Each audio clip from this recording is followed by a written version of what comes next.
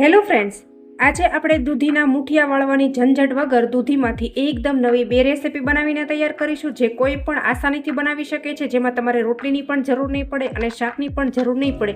આમાંથી તમે બંને વસ્તુ બનાવી અને રેડી કરી શકો છો. તો ચાલો બનાવવાનું શરૂ કરીએ. તો સૌથી પહેલાં અત્યારે અહીંયા મેં 500 ગ્રામ દૂધી લીધી છે અને આ રીતે આપણે આગળ પાછળથી ડીટીયાનો ભાગ છે એને આપણે કટ કરી લેશું. અને ત્યાર પછી આ રીતે આપણે પિલર્સની મદદથી એકદમ સરસ રીતે છાલ ઉતારી લેશું. તો અહીંયા મેં દૂધીને એકદમ સરસ રીતે ધોઈ અને સાફ કરી લીધી છે. તો અહીંયા તમે જોઈ શકો છો કે મેં બંને દૂધીની એકદમ સારી રીતે છાલ ઉતારી અને એકદમ સરસ રીતે ધોઈ લીધી છે. અને ત્યાર પછી જો અહીંયા આપણે આ રીતની જે મોટા કાણાવાળી ખમણી હોય એ આપણે લેવાની છે અને ત્યાર પછી આ રીતે આપણે દૂધીને એકદમ સારી રીતે ખમણી લેશું. તો મિત્રો, આજે આપણે દૂધીમાંથી એકદમ નવી બે રેસીપી બનાવીને તૈયાર કરીશું, જે કોઈ પણ આસાનીથી બનાવી શકે છે. અને તમે આ બે રેસીપી બનાવશો ને તો તમારે શાકની પણ જરૂર નહીં પડે અને રોટલીની પણ જરૂર નહીં પડે. સાથે એટલી જ ટેસ્ટી પણ બનીને તૈયાર થાય છે. અને આપણને બધાને ખબર છે કે અત્યારે ઉનાળામાં દૂધી આવતી હોય છે અને દૂધી આપણી હેલ્થ માટે કેટલી બધી ફાયદાકારક છે. તો દૂધી આપણે જેમ બને એમ વધારે ખાવી જોઈએ. અને આમ પણ એમ કે દૂધીની અંદર પાણીનું પ્રમાણ વધારે રહેલું હોય છે ને, એટલે આ રીતે તમે દૂધીની રેસીપી બનાવીને બધાને ખવડાવશો ને તો જેને નહીં દૂધી ભાવતી હોય ને એ પણ એમ કે દૂધી ખાઈ લેશે. હવે અહીંયા તમે જોઈ શકો છો કે મેં બંને દૂધીને એકદમ સારી રીતે ખમણી લીધી છે. જો આ રીતનું એનું ખમણ નીકળેલું છે. તો બસ હવે આપણે આની અંદર રોટી મસાલા કરી લેશું. હવે અહીંયા સૌથી પહેલાં દૂધની અંદર આપણે જો પૌવા લેવાના છે. તો પૌવાને મેં એકદમ સારી રીતે ધોઈ લીધા છે અને બધું પાણી મેં નિતારી લીધું છે. તો આપણે દૂધી સાથે મિક્સ કરી દઈશું. અને ત્યાર પછી અહીંયા મેં 1/3 કપ જેટલો રવો લીધો છે. તો એ પણ આપણે એડ કરી દઈશું. અને હવે ત્યાર પછી અહીંયા મેં 1 વાટકી જેટલો બેસન લીધો છે. તો એ પણ આપણે એડ કરી દઈશું. તો આ નાસ્તો એટલો બધો ટેસ્ટી, હેલ્ધી, ગ્લુટન ફ્રી બનીને તૈયાર થાય છે કે જે ડાયાબિટીસના પેશન્ટ હશે ને એને પણ આ નાસ્તો છે એ ખાવાની મજા આવશે અને કોઈ પણ નુકસાન પણ નહીં કરે. એટલો ટેસ્ટી અને હેલ્ધી બનીને તૈયાર થશે મિત્રો. તો આ ત્રણેય વસ્તુ આપણે મિક્સ કરી દઈએ ને પછી આપણે રૂટીન મસાલા કરીશું. તો એના માટે જો અહીં મેં મરચું લીધું છે અને એમાંથી આપણે ફક્ત 2 ટીસ્પૂન જેટલું મરચું અત્યારે એડ કરી દઈશું.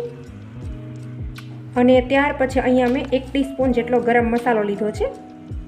અને હવે જો આપણી પાસે લીંબુ ન હોય તો આ રીતે તમે આમચૂર પાવડરનો પણ ઉપયોગ કરી શકો છો. તો આ મેં ઘરે બનાવેલો છે અને આનો અગાઉ મેં વિડીયો પણ શેર કરેલો છે. તમારે જોવો હોય તો હું આ વિડીયોની ડિસ્ક્રિપ્શનમાં તમને એની લિંક આપી દઈશ, તમે જઈને જોઈ શકો છો. તો અત્યારે મેં 2 ટીસ્પૂન જેટલો લીધો છે તો ઉમેરી દઈશું. તો તમે આ રીતે આમચૂર પાવડર એડ કરશો ને તો તમારે લીંબુ પણ એડ કરવાની જરૂર નહીં પડે મિત્રો. અને હવે ત્યાર પછી અહીંયા મેં ટેસ્ટ અકોર્ડિંગ મીઠું લીધું છે તો એ પણ આપણે એડ કરી દઈશું. અને 2 ટીસ્પૂન જેટલો મેં ધાણા જીરું પાવડર લીધો છે તો એ પણ આપણે એડ કરી દઈશું. અને ત્યાર પછી જો અહીંયા તમને ગળ્યું ભાવતું હોય તો તમે થોડી ખાંડ લઈ શકો છો. તો મને આ રેસીપીની અંદર ગળ પણ ભાવે છે તો અત્યારે હું ટેસ્ટ પ્રમાણે એડ કરું છું. ઇવન તમે સ્કીપ પણ કરી શકો છો. અને હવે જુઓ, આ બધા રૂટીન મસાલા થઈ જાય ત્યાર પછી અહીંયા મેં થોડા લીલા કટ કરેલા મરચાં લીધા છે અને થોડું મેં લસણ લીધું છે તો એ પણ આપણે એડ કરી દઈશું. તો આ રીતે અત્યારે મેં મોટું કરેલું છે જેથી કરીને એકદમ સરસ એવો એનો ટેસ્ટ આવે. અને હવે જો આ બધી વસ્તુને એકદમ સારી રીતે મિક્સ કરવાનું છે. તો એના માટે અહીં મેં 1 વાટકી જેટલું પાણી લીધું છે. તો સૌથી પહેલાં આપણે થોડું જરૂરિયાત પ્રમાણે પાણી એડ કરીશું. અને પછી આ રીતે આપણે હાથની મદદથી મિક્સ કરતા જઈશું. જો આપણને પાણી ઓછું લાગે તો ફરી વખત ઉમેરવાનું છે. હવે જુઓ, આપણે આની અંદર હળદર એડ કરવાનું રહી ગયું છે. તો અત્યારે હું લઉં છું તો ઉમેરી દઈશું. હળદર ઉમેરી એકદમ સારી રીતે મિક્સ કરી લેશું. તો આ રીતે આપણે થોડી હળદર એડ કરશું એટલે આનો કલર છે એકદમ સરસ એવો આવશે.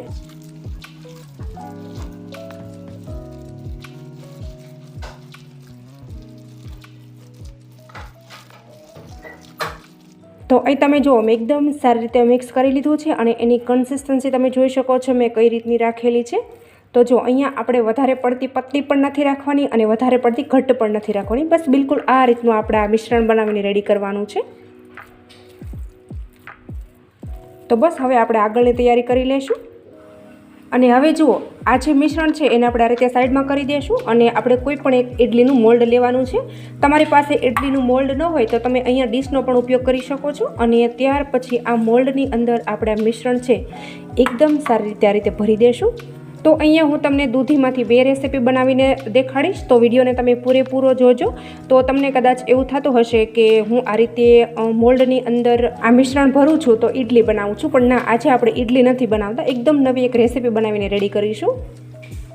તો હવે જુઓ, મોલ્ડની અંદર ભરતા પહેલાં આપણે આની અંદર ઈનો એડ કરવાનું રહી ગયું હતું, તો આપણે એની અંદર થોડો ઈનો ઉમેરી દઈશું અને એકદમ સારી રીતે આને મિક્સ કરી લેશું. જો આ રીતે આપણે મિક્સ કરી લઈશું. થોડી વાર આ રીતે ફેટશું એટલે મિશ્રણ છે એકદમ સારી રીતે ફૂલી જશે.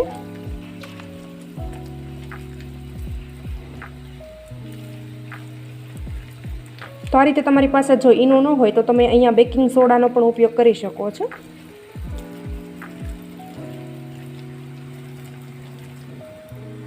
બસ હવે આને આપણે ઇડલીના મોલ્ડમાં ભરી દઈશું. તો અહીંયા તમે જુઓ, ઇડલીનું મોલ્ડ મેં એકદમ સારી રીતે ભરી લીધું છે અને આ જે મિશ્રણ છે એમાંથી હું તમને એક બીજી રેસીપી પણ બતાવું છું. તો હવે આપણે જઈએ ગેસ તરફ. તો હવે જુઓ, અહીંયા મેં ગેસ ઉપર પાણી છે એ પહેલેથી જ ગરમ થવા માટે રાખી દીધું હતું. તો આ રીતે ઢાંકણ ખોલીને જોઈએ તો પાણી એકદમ સારી રીતે ગરમ થઈ ગયું છે અને હવે આપણે એની અંદર જે આ ઇડલીનું મોલ્ડ છે એને પણ રાખી દઈશું અને આ રીતે આપણે ફરી વખત ઢાંકણ ઢાંકી 15થી 20 મિનિટ આને આપણે કૂક કરી લેશું. આ કૂક થાય ત્યાં સુધી આપણે જે બીજો નાસ્તો બનાવવાનો છે એ પણ આપણે બનાવી લેશું. તો હવે જુઓ, અહીંયા મેં ગેસ ઉપર એક નોનસ્ટિક તવો રાખી દીધો છે અને ત્યાર પછી આપણે જે બનાવેલું મિશ્રણ છે એ લેવાનું છે અને આ રીતે આપણે તવા ઉપર રાખી દઈશું અને એકદમ સારી રીતે આને ફેલાવી દેવાનું છે. એકદમ આપણે પતલું લેયર કરી લેશું અને આ પ્રોસેસ આપણે જ્યારે તવો ઠંડો હોય ત્યારે જ કરી લેવાની છે. આપણે જેવો તવો રાખીએ અને 10 સેકન્ડ જેવું થાય એટલે ગેસની ફ્લેમ છે આપણે સ્લો કરી દેવાની છે અને ફટાફટ આપણે મિશ્રણ છે એને પાથરી દઈશું. તો મિત્રો, આ એકદમ યુનિક રેસીપી છે, બધાને ભાવશે પણ ખરી અને જેને દૂધી નહીં ભાવતી હોય ને એ પણ એમ કે ખાઈ લેશે. તો તમે ફક્ત 5 મિનિટમાં આ નાસ્તો બનાવીને રેડી કરી શકો છો અને તમને જો ઇવનિંગ ટાઈમમાં નાની નાની ભૂખ હોય અથવા સવારે તમારે બાળકોને લંચમાં આપવો હોય, ચા સાથે આ નાસ્તો ખાવો હોય તો પણ તમે ખાઈ શકો છો. ખૂબ જ ટેસ્ટી અને હેલ્ધી એવો લાગે છે. જો તમારે જેટલું આને પતલું કરવું હોય ને એટલું તમે આને કરી શકો છો. વચ્ચેથી ફાટી ન જાય ને એનું આપણે ખાસ ધ્યાન રાખીશું. જો અને આ રીતે આપણે પાથરી દઈએ ને પછી આપણે ગેસની ફ્લેમ છે એ થોડી વાર હાઈ કરી દઈશું જેથી કરીને નીચે ફટાફટ કૂક થઈ જાય. તો તમે જોઈ શકો છો કે જે એની ઉપરનો ભાગ છે એ ડ્રાય થઈ ગયો છે. આ રીતે એની ઉપર હું થોડું તેલ નાખી દઉં છું જેથી કરીને ફટાફટ એ ઉખડી જાય. તો આમાં આપણે લગભગ 1 ટીસ્પૂન તેલની અંદર આ નાસ્તો બનાવી અને રેડી કરી શકો છો જેથી કરીને આ હેલ્થ માટે પણ ખૂબ જ સારો છે. તો ફ્રેન્ડ્સ, આજે મેં દૂધીમાંથી 2 નાસ્તા બનાવેલા છે. તો આ નાસ્તાને તમે શું કહો છો ને એ મને કોમેન્ટમાં તમારો ફીડબેક જરૂરથી આપજો અને તમે વિડીયો ક્યાંથી જુઓ છો ને એ મને કમેન્ટમાં લખવાનું બિલકુલ નહીં ભૂલતા મિત્રો. તો હવે જુઓ, લગભગ આ પુડલો છે એ ચડી ગયો છે. તો આ રીતે આપણે તવીથાની મદદથી એને ઉઠલાવી લેશું. નીચે ચોટી ન જાય ને એ રીતે આપણે એકદમ ધીરે ધીરે ઉઠલાવીશું. તો તમે જોઈ શકો છો કે આસાનીથી એ ઉઠલી જાય છે. જો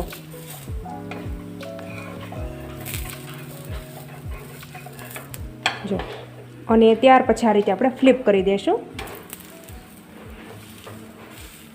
અને ત્યાર પછી આ રીતે ઉપરના ભાગમાં પણ આપણે તેલ લગાવી દઈશું. આ રીતે ફટાફટ આ રીતે આપણે ઉલટ પુલટ કરી દઈશું. તો બસ હવે આપણે ગેસની ફ્લેમ છે એ બંધ કરી દઈશું અને આ દૂધીનો ચીલો છે એને આપણે પ્લેટમાં લઈ લેશું. તો તમે જોઈ શકો છો કે કેટલો સરસ બનીને તૈયાર થયો છે એકદમ ઓછા તેલમાં. તો મિત્રો, અત્યારે હું તમને બધા ચીલા બનાવીને નહીં બતાવું કેમ કે અત્યારે ઘરમાં કોઈ છે નહીં, બધા સ્કૂલે ગયા છે, ઓફિસ ગયા છે. તો જ્યારે ઘરમાં બધા આવે ને ત્યારે આપણે બીજું મિશ્રણ છે એનું બનાવી દઈશું. તો અત્યારે હું એક જ બનાવીને રેડી કરું છું માત્ર તમને બતાવવા માટે. તો બસ હવે આને આપણે સાઈડમાં કરી દઈશું અને આપણે જે ઇડલી મેકરની અંદર બાફવા મૂક્યું છે ને, મતલબ કે કૂક થવા મૂક્યું છે એને પણ આપણે ચેક કરી લેશું. તો હવે જો અહીંયા 15થી 20 મિનિટ જેવો ટાઈમ થઈ ગયો છે અને હવે આપણે ખોલી અને ચેક કરી લેશું. તો અહીંયા તમે જોઈ શકો છો કે જે આપણે ઇડલી મેકરની અંદર બાફવા કૂક થવા માટે મૂક્યું હતું એકદમ સરસ રીતે કૂક થઈ ગયું છે. તો બસ હવે આને આપણે નીચે ઉતારી લેશું અને ઠંડુ થાય પછી આપણે આને કટકા કરી લેશું. તો બસ આ રીતે એકદમ સારી રીતે ઠંડુ થઈ જાય પછી આપણે એને અનમોલ્ડ કરી લેશું. તો આ રીતે આપણે ચાકુ લેશું અને આ રીતે એકદમ ધીરે ધીરે આપણે એને અનમોલ્ડ કરશું.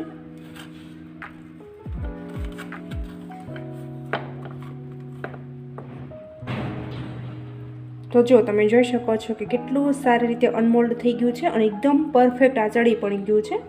તો હું તમને આના કટકા કરીને પણ બતાવું તો આસાનીથી એના કટકા કેટલા સરસ થઈ જાય છે તમે જોઈ શકો છો.